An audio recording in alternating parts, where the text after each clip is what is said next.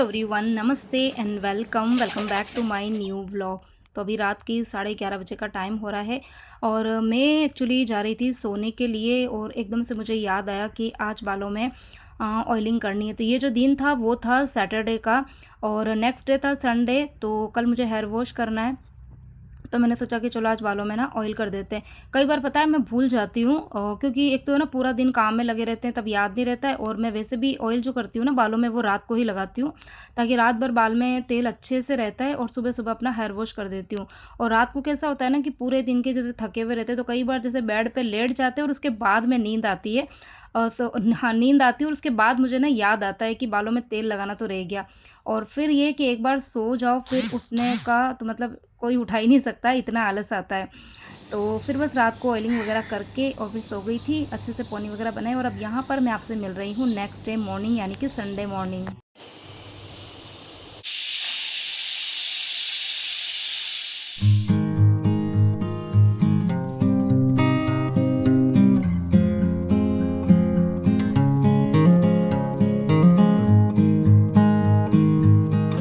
तो संडे का दिन है तो थोड़ा सा लेज़ी वाला डे बोल सकते हो, मतलब सुबह-सुबह का। बाकी घर के सारे काम तो हमें करने ही हैं और मतलब कोई कमी नहीं, खाली यही है कि सुबह एक तो जल्दी नहीं उठना होता है और दूसरा ये बच्चों का टिफ़िन नहीं बनाना होता है।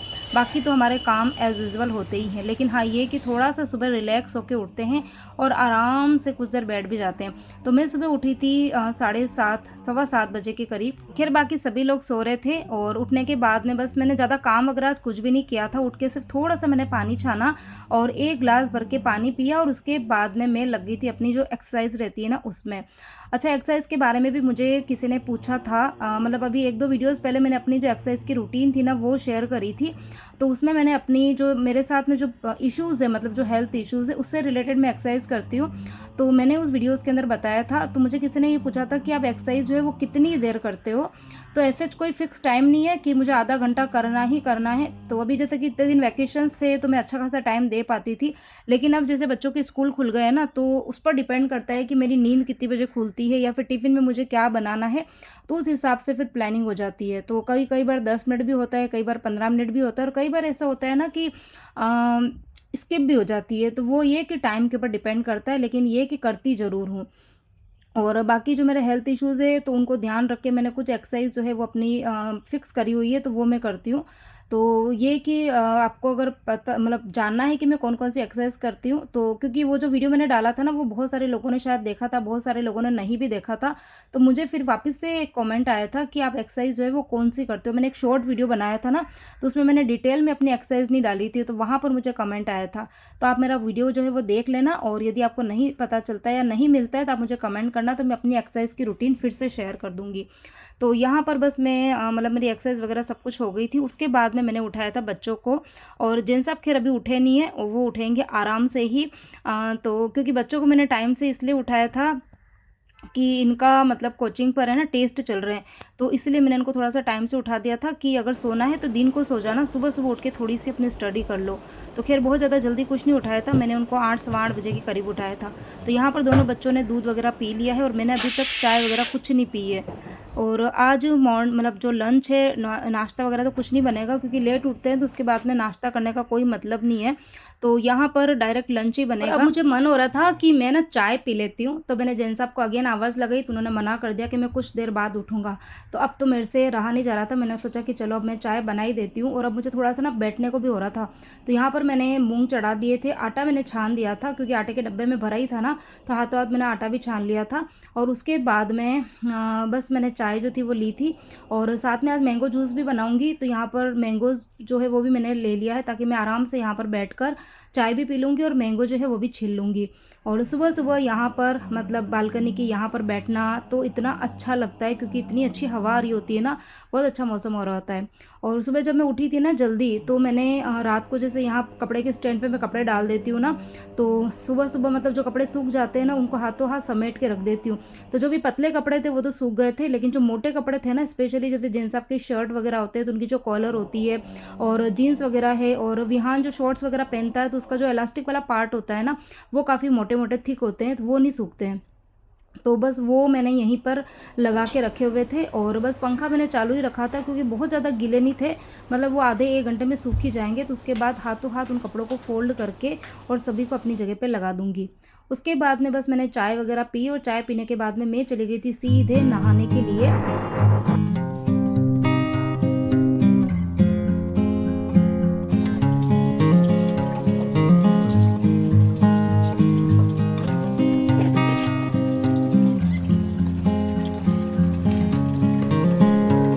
नहाने के बाद में अब मुझे डालने थे मशीन के अंदर कपड़े। वैसे ना पहले ही डालने थे कपड़े तो, लेकिन फिर कपड़े मैंने कल ही सारे धो दिए थे। तो सैटरडे और संडे का दिन ऐसा रहता है ना कि उस दिन मतलब सैटरडे को तो खैर स्कूल रहता है, कल बच्चों की पीटीएम थी और आज संडे के दिन छुट्टी होती है।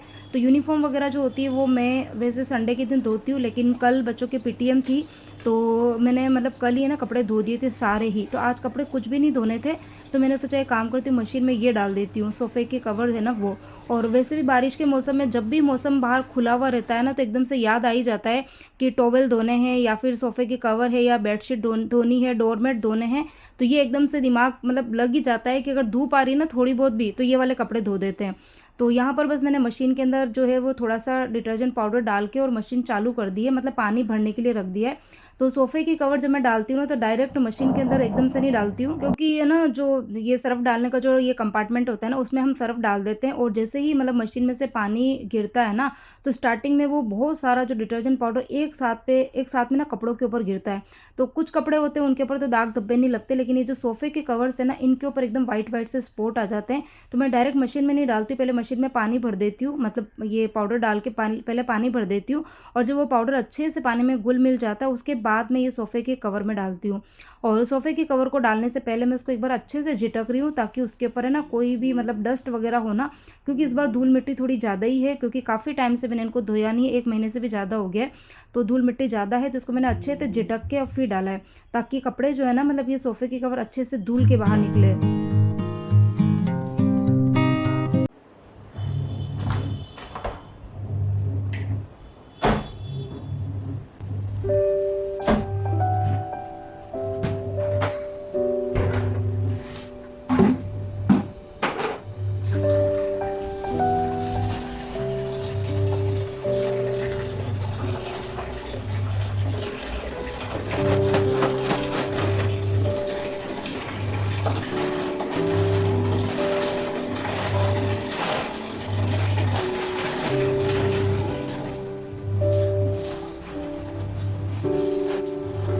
सोफ़े की कवर तो मैंने मशीन में डाल दिए हैं और कुशन कवर जो है उनको मैं हाथ से वॉश करूँगी। तो यहाँ पर बस मैं भिगोने के लिए आई थी, तो एकदम से ये जो गोनी थी ना जिसमें आटा लेकर आए थे, तो वो मैंने पहले धो दी है। तो अभी ये जैसे बारिश का मौसम है ना, तो अगर थोड़ा भी अंदर आटा रह जाता है ना, तो उसके अंदर फिर छोटे-छोटे से कीड़े वगैरह पड़ जाते हैं। तो इसीलिए फिर मैं इसको अच्छे से धोती हूँ। तो सबसे पहले मैंने गोनी को ना उल्टा ही कर दिया था, क्योंकि अंदर की तरफ ही आटा था। उसके बाद में इसको अच्छे से वॉश किया और अब इसी बकेट के अंदर मैं थोड़ा-सा डिटर्जेंट पाउडर डालकर और ये जो कुशन कवर है ना, इनको भिगोने के लिए छोड़ दूँगी। तो अभी मेरे घर के वैसे सारे ही काम पड़े हुए हैं। अभी लंच की आधी-अधूरी तैयारी हुई है, किचन क्लीन करूँगी, बर्तन, झाड़ू, पोछा ये सारा काम करूँगी ना, तब तक करीबन मतलब 2-1 घंटा तो मुझे लगेगा ही। तो तब तक ये अच्छे से भीग जाएँगे और फिर इनको हल्के-हल्के हाथों से ही रब करके वॉश करूँगी। तो यहाँ पर बस उसके बाद में मैं सीधे ही छोटे-मोटे और काम किए थे, फिर मैं आ गई थी किचन में। और जैसा कि आप लोगों के कमेंट आते हैं कि श्रद्धा फुल डे रूटीन शेयर करो, तो यहाँ देखो मैंने कोशिश करी है, लेकिन बहुत सारी चीज़ें मैंने ना छोड़ी भी है, स्किप भी की है। तो एक वीडियो में ना पूरे दिन की रूटीन बताना पॉसिबल ही नहीं होता है, क्योंकि इतने ही मैंने मतलब स्किप करने के बावजूद आज वीडियो जो है वो 23 मिनट्स का हो गया है। और अगर मैं फुल डे रूटीन करूँगी तो पता नहीं 1 डेढ़ घंटे तक पहुँच जाएगा। तो इतना बड़ा वीडियो एक तो अपलोड करना भी मुश्किल हो जाता है और दूसरी चीज़ ये है कि बहुत सारे लोग ना बोर हो जाते हैं। तो आप सभी से रिक्वेस्ट है कि आप लोगों की रिक्वेस्ट पे ही मैंने आज का वीडियो बड़ा बनाया है। और वीडियो आपको अगर थोड़ा भी पसंद आया ना, तो वीडियो को लाइक ज़रूर करना। बहुत कंजूसाई कर रहे हो आजकल लाइक करने में, लाइक कर देते हो तो कमेंट भूल जाते हो, कमेंट करते हो तो लाइक करना भूल जाते हो। तो ऐसा मत करो, थोड़ा बहुत मुझे भी मोटिवेशन की ज़रूरत है। और वो मुझे मोटिवेशन है ना सिर्फ आप लोगों के कमेंट्स पढ़कर, आप लोग जो लाइक करते हो ना उनको देखकर मिलता है। और यदि आप मेरे चैनल पर नए हो तो चैनल को सब्सक्राइब जरूर कर देना। और आप चाहे तो मेरे वीडियोस को अपने फ्रेंड्स फैमिली ग्रुप पे या फिर आप जिस किसी भी सोशल मीडिया ग्रुप पर हो, जैसे कि फेसबुक हो गया, इंस्टा हो गया, तो वहाँ पर आप मेरे चैनल का या फिर मेरे वीडियो का लिंक भी शेयर कर सकते हैं, ताकि मेरे वीडियो जो है वो और भी लोगों तक पहुँचे। तो यहाँ पर बस रोटी वगैरह मैंने बना दी थी। उसके बाद में जिन सब तो खाना खा के चले गए थे शॉप पर। और गेहूँ जो थे, सॉरी आटा जो था वो तो मैंने डब्बे में भर के रख दिया था पहले ही। और ये मैंने जो बेसन था ना वो भी पीसने के लिए रखा था। तो इसे भी मुझे भरना था, लेकिन इसको मैं भरूँगी छान कर। तो आटा जो है वो तो जब भी मैं यूज़ में लेती हूँ, मतलब सुबह शाम, तो उसको छान के ही यूज़ में लेते हैं। लेकिन बेसन को ना हर टाइम पर छानना पॉसिबल नहीं होता है, तो इसीलिए मैं इसको ना डब्बे में भरती हूँ, उसके पहले छान कर ही भरती हूँ। और यदि मैं अपने घर की आटा चक्की में यदि बेसन पीसती हूँ ना, तो उसको छानने की ज़रूरत नहीं है, क्योंकि घर की जो आटा चक्की है उस पर सिर्फ मैं ही आटा पीसती हूँ। तो मुझे पता है कि वो कितनी साफ़ है। लेकिन जब हम बाहर से कुछ भी चीज़ पिसवाते हैं ना, तो उसकी कोई गारंटी नहीं होती है, क्योंकि एक तो वो बहुत ही बड़ी होती है, और दूसरा ये कि इतनी मतलब बल्क में वहाँ पर चीज़ें पीसी जाती है ना, तो इतनी साफ़ सफाई का वो लोग ध्यान रखते नहीं हैं। तो इसीलिए फिर मैं ना छान के भरती हूँ, कि कहीं अंदर कीड़े वगैरह कुछ ना हो। तो वैसे कुछ कुछ था नहीं, लेकिन वही है कि मन में वहम नहीं होना चाहिए, तो इसलिए उसको मैंने छान दिया था। और अब यहाँ पर ये डिब्बा जो था वो भी मैंने पहले से साफ़ किया था एक बार, और सूखे कपड़े से पोंछ लिया है। और अब इसके अंदर मैं भर दूँगी बेसन। तो यहाँ पर ये बेसन वाला काम जो है वो भी मेरा कंप्लीट हो गया है। और अब उसके बाद में सिर्फ क्लीनिंग का काम बाकी है, मतलब कि किचन की क्लीनिंग का काम बाकी है। बर्तन मैंने साफ़ कर दिए थे, और फिर है ना झाड़ू पोछे का काम बाकी, डस्टिंग का काम भी मेरा हो गया था। तो सबसे पहले यहाँ पर बस मैंने किचन ही साफ़ किया। और हाँ, अभी एकदम से ये लाइट देख के याद आया कि मुझे पूछा था किसी ने कमेंट में कि आपकी किचन में येलो कलर की लाइट है क्या? तो हाँ जी, येलो कलर की लाइट है, लेकिन मैं कम चलाती हूँ, क्योंकि मेरा जो किचन है इसमें ऑलरेडी 2 एलईडी लाइट लगी हुई है वाइट कलर की, तो उससे काफ़ी अच्छी खासी लाइट हो जाती है। और अदरवाइज़ ये कि जो घर के अंदर है ना, मतलब सनलाइट आती है हमारे ना, तो मुझे बहुत ज़्यादा लाइट लगाने की ज़रूरत नहीं पड़ती है। तो इसीलिए बाकी हाँ, येलो लाइट है। तो अभी मैंने मतलब स्पेशली जो कमेंट आया था उन्हीं के लिए मैंने ये लाइट ऑन रखी थी, ताकि आपको पता चल जाए कि येलो कलर की लाइट है।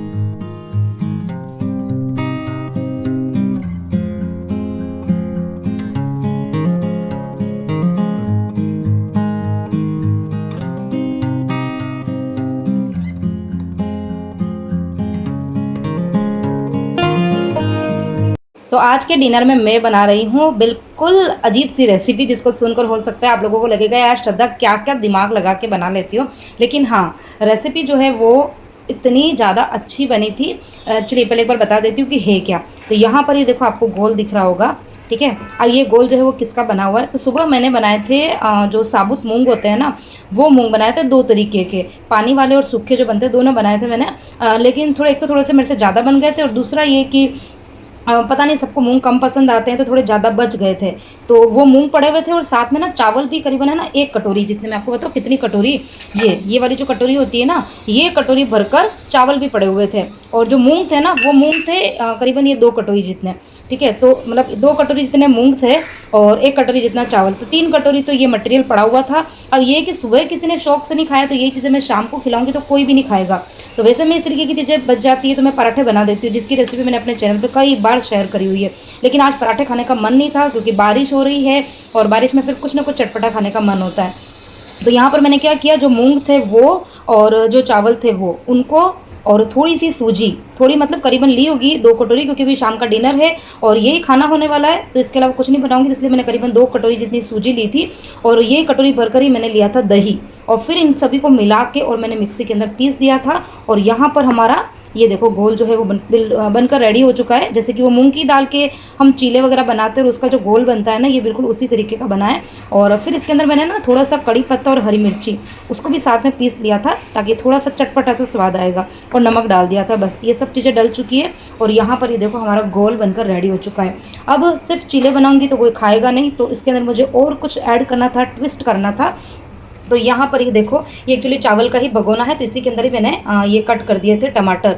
तो ये जो टमाटर है ना, इनको मैंने किस तरीके से कट किया है, देखो टमाटर को पहले 2 भाग में डिवाइड कर लिया, और फिर इसके अंदर का जो पल्पी वाला पार्ट होता है ना, उसको मैंने निकाल दिया था। मतलब जो बीज वाला पार्ट होता है, पल्प वाला जो पार्ट होता है, उस पार्ट को मैंने जब ये सूजी का घोल पीसा था ना, उसके अंदर डाल दिया था, ठीक है। क्योंकि मुझे चाहिए थे ये एकदम, जो ये सूखे वाले जो टमाटर होते हैं ना, जो टमाटर का बाहर वाला पोर्शन होता है, खाली वो चाहिए था। तो वो यहाँ पर देखो मैंने करीबन 4 टमाटर लिए हैं। 4 टमाटर के मैंने यहाँ पर रफली पीसेस कर दिए हैं। और देखो यहाँ पर और क्या लिया है, और लिया है यहाँ पर ये पनीर मैंने घर पर ही बनाया। और वैसे मुझे पनीर भुर्जी बनानी थी, इसलिए मैंने इसको सेट नहीं किया था। तो ये देखो सेट नहीं, अभी फ्रिज में से निकाला है, तो थोड़ा सा ये ना कड़क हो रहा है, तो ये कुछ देर पड़ा रहेगा तो एकदम नरम हो जाएगा। तो यहाँ पर ये देखो पनीर क्रम्बल किया हुआ है, और ये है हमारा हरा धनिया। तो अब मैं क्या करूँगी, इसके तो बनेंगे चीले, ठीक है। और चीले के अंदर मुझे थोड़ी सी स्टफिंग चाहिए थी, तो स्टफिंग के लिए मैं पनीर, और ये जो टमाटर है इसको मैं करूँगी अभी चॉपर के अंदर चॉप कर दूँगी।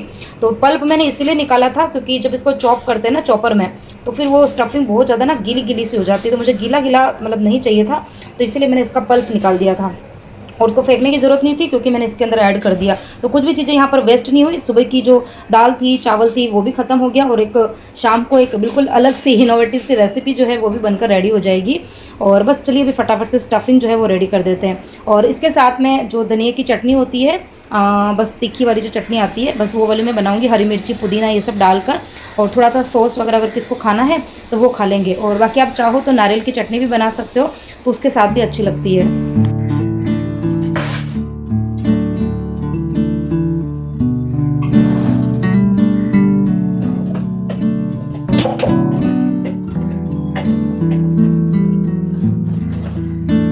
जब कभी भी सुबह की कुछ सब्ज़ी पड़ी हो ना या फिर आटा वगैरह थोड़ा-सा पड़ा हो तो शाम का काम बहुत आसान हो जाता है। तो सुबह जो मूँग थे वो मैंने जानबूझ के आप समझ लो थोड़े ज़्यादा ही बनाए थे ताकि मेरा शाम का काम आसान हो जाए। और वैसे भी संडे का दिन है तो आज मतलब बच्चों को ना कुछ स्पेशल खाने का मन होता है, तो इसीलिए मैंने सोचा कि चलिए ये बना देते हैं।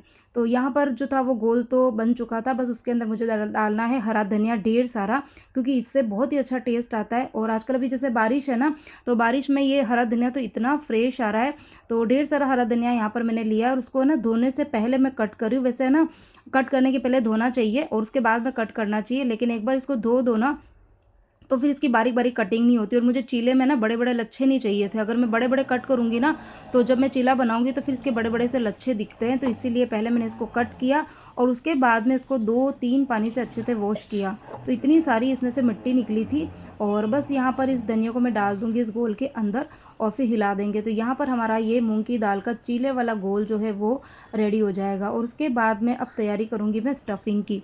तो इसकी जो स्टफ़िंग है वो भी बहुत ज़्यादा इंटरेस्टिंग है। और अब जैसे कि बच्चों के स्कूल खुल रहे हैं तो आजकल जैसे मैं जो भी वीडियो बनाती हूँ ना, तो उसके अंदर ये एक आध रेसिपी मैं ज़रूर शेयर करती हूँ, क्योंकि अब बच्चों के स्कूल हमारे यहाँ तो खुल चुके हैं और जहाँ पर नहीं भी खुले हैं ना, तो अब स्कूल खुलने ही वाले हैं। तो बहुत दिक्कत होती है सुबह सुबह बच्चों के टिफ़िन में हम क्या रखें। तो आप इस तरीके की रेसिपीज़ ट्राई कर सकते हो, हेल्दी भी है और बच्चों को पसंद भी आती है। और हमारा भी है ना थोड़ा सा मतलब काम हल्का हो जाता है कि चलो हमको बहुत ज़्यादा सोचने की या बहुत ज़्यादा मेहनत की ज़रूरत नहीं पड़ती है। तो मेरे पास में सुबह के बने हुए मूँग पड़े थे, बाकी आप चाहो तो रात को ही मूँग की दाल जो है वो गला के और इस तरीके से घोल तैयार कर सकते हो। तो यहाँ पर टमाटर का पल्प निकाल दिया था, तो अब जो मैंने इसको चॉप किया है ना, तो इसमें बहुत ज़्यादा पानी-पानी नहीं था, एकदम सूखे-सूखे ही थे। अब उसके बाद में जो मैंने पनीर बाहर निकाल के रखा हुआ था, तो ये पनीर इसी इंटेंशन से बनाया था कि या तो मैं पनीर भुर्जी बनाऊँगी, मतलब सब्ज़ी बनाऊँगी, और या फिर मैं चीले बना दूँगी। तो इसको मुझे मतलब है ना कद्दूकस करने की ज़रूरत नहीं, बस मैं हाथ से ही तोड़ रही हूँ। और क्योंकि मेरे घर के अंदर कोई भी पनीर लवर नहीं है, इतना ज़्यादा पनीर खाना कोई पसंद नहीं करता है, तो इसलिए मैं ना हाथ से एकदम छोटे-छोटे से टुकड़ों में तोड़ रही हूँ, ताकि कोई भी बड़ा पीस है ना किसी के मुँह में ना आ जाए। आएगा तो फिर बच्चे तो ऐसा ना कि एकदम से खाते ही नहीं है। तो इसीलिए, और यदि आपके पास में ना सेट किया हुआ पनीर है या फिर मार्केट का पनीर है, तो आप उसको कद्दूकस करके यूज़ में लें। फिर मैंने डाल दिया था इसके अंदर ढेर सारा हरा धनिया, और बस उसके बाद में इसमें डालेंगे मसाले। तो मसाले इसमें बहुत ज़्यादा नहीं पड़ते हैं, तो थोड़ा-सा यहाँ पे मैं नमक डाल रही हूँ। नमक आपको बहुत सोच समझ के बिल्कुल ज़रा-सा डालना है, क्योंकि मुझे ऐसा लगता है कि ये वाली स्टफिंग के अंदर थोड़ा भी नमक डालो ना तो पता नहीं जैसे खारापन सा लगता है, तो बिल्कुल ज़रा-सा नमक डालना है। थोड़ी-सी मैंने काली मिर्ची का पाउडर डाला है, बिल्कुल थोड़ा-सा मैंने हरी मिर्ची का पेस्ट डाला है, जो कि बिल्कुल ऑप्शनल है। आप चाहो तो काली मिर्ची और हरी मिर्ची दोनों को स्किप भी कर सकते हो यदि आपके घर के अंदर तीखा खाना पसंद नहीं करते हैं। और बस उसके बाद में तो स्टफिंग को हिला देंगे। तो यहाँ पर हमारी ये स्टफिंग बनके रेडी हो चुकी है। अब मैं ये बना रही हूँ, मतलब चीलों के लिए मैंने स्टफिंग बनाई है। बाकी आप चाहो तो इसके अंदर थोड़ी-सी ना चीज़ डाल के और इसको ना आप सैंडविच भी बना सकते हो, मतलब कि पनीर वेज सैंडविच बन जाएँगे और ये भी बहुत ज़्यादा टेस्टी बनते हैं। तो बस यहाँ पर ये स्टफिंग रेडी हो चुकी है और अब हम जल्दी से करेंगे चटनी की तैयारी। तो जिस जार के अंदर मैंने हरी मिर्ची को पीसा था, उसी जार के अंदर मैंने थोड़ी-सी हरी मिर्ची और थोड़ा-सा पुदीना ले लिया है, और रोस्टेड चना मैंने लिया है यहाँ पर। और फिर यहाँ पर मैं डाल दूँगी आधे नींबू का रस, आधा नहीं सॉरी 1 नींबू का पूरा ही मैंने डाला है। और हरा धनिया जो था वो मैंने धो के रखा हुआ है, तो वो मैं डाल दूँगी। अच्छा, चटनी से भी मुझे याद आया कि लास्ट टाइम जब मैंने हरी चटनी की रेसिपी शेयर करी थी, तो मुझे कमेंट आया था कि आप इसके अंदर है ना रोस्टेड चना क्यों डालते हो? तो रोस्टेड चना से एक तो जो चटनी है ना उसकी बहुत अच्छे से बाइंडिंग हो जाती है, कलर बहुत अच्छा आता है और टेस्ट बहुत अच्छा लगता है। तीनों चीज़ें जो है ना वो मतलब इस रोस्टेड चना से बढ़ जाती है। तो एक बार आप डाल के ज़रूर देखना। रोस्टेड चना नहीं है तो आप जो भुजिया आती है ना, नमकीन आती है जो कि हम चाट वगैरह में डाल के खाते हैं पतली वाली, वो भी डाल सकते हो। और वो भी नहीं है तो आप 5-10 दाने पीनट्स के डाल दो, मतलब मूँगफली के जो दाने होते हैं ना अनसॉल्टेड, वो आप डाल सकते हो। तो उससे भी चटनी का टेस्ट बहुत अच्छा आता है। और यहाँ पर बस हरा धनिया डाल के इसको पीस लेंगे और यहाँ हमारी बिल्कुल मार्केट स्टाइल वाली हरी चटनी बनकर रेडी हो चुकी है। और ये चीले, सैंडविच, पराठे इन सब के साथ में इतनी बढ़िया लगती है ना कि मतलब क्या ही कहने, एक बार आप बना के ट्राई करना। तो आप सभी से रिक्वेस्ट है कि यदि आपको मेरी बताई हुई, बनाई हुई कोई भी रेसिपी अच्छी लगती है तो आप वीडियो को आप शेयर ज़रूर कीजिए। और मेरी जो रेसिपीज़ रहती है वो आपको पता ही है कि नो अनियन नो गार्लिक वाली रहती है। बाकी यदि आप लहसुन प्याज खाना पसंद करते हैं तो ये आपके ऊपर है, आप डालना चाहो तो आप डाल सकते हैं। बाकी मेरी जितनी भी रेसिपीज़ रहती है वो नो अनियन नो गार्लिक वाली रहती है। तो आप यदि व्रत वगैरह जैसे आने वाले हैं तो भी व्रतों वगैरह में आप ये रेसिपीज़ ज़रूर ट्राई करें। तो यहाँ पर चटनी बनकर रेडी हो चुकी है, इसको मैंने डब्बे के अंदर भर दिया है। और अब बारी आती है चीले बनाने की। तो चीले मैं बनाऊंगी इस कास्ट आयरन के तवे पर। और ये अभी कुछ दिन पहले जब मैंने डोसा बनाया था और उत्तपम बनाए थे तब भी मैंने इस तवे का यूज़ किया था। और उस टाइम पे मैंने बताया भी था कि ये इंडस वैली का है। फिर भी मुझे कमेंट आया था कि दीदी आपने ये कहाँ से लिया है, लिंक दे दो। तो अभी मैं आपको फिर से बता रही हूँ कि ये इंडस वैली ब्रांड का है। और ये प्री सीजनड है, मतलब कि इसको सीजनिंग करने की ज़रूरत नहीं पड़ती है। इसमें इस तवे पर आप पहली बार भी कुछ भी चीज़ बनाएंगे ना तो वो चिपकेगी नहीं। और काफ़ी ज़्यादा भारी होता है, काफ़ी हेवी होता है। तो बिल्कुल आराम आराम से जो भी चीज़ बनाते हैं ना वो पकती है। और डोसे तो इसके ऊपर इतने गज़ब के बनते हैं। तो यहाँ पर बस मैंने चीले का मतलब 2 चम्मच भर के घोल डाल दिया है, क्योंकि ये बहुत ज़्यादा ना पतले नहीं बनते हैं, थोड़े से मोटे मोटे ही बनते हैं तभी अच्छे लगते हैं। और ये तवे का जो लिंक है वो मैं आपको आज डिस्क्रिप्शन बॉक्स में भी दे दूँगी। और अभी जो आप वीडियो देख रहे हैं ना उसमें नीचे की तरफ देखेंगे तो प्रोडक्ट करके आएगा, उस पे आप क्लिक करेंगे तब भी आप डायरेक्ट प्रोडक्ट के यहाँ पर पहुँच जाएँगे।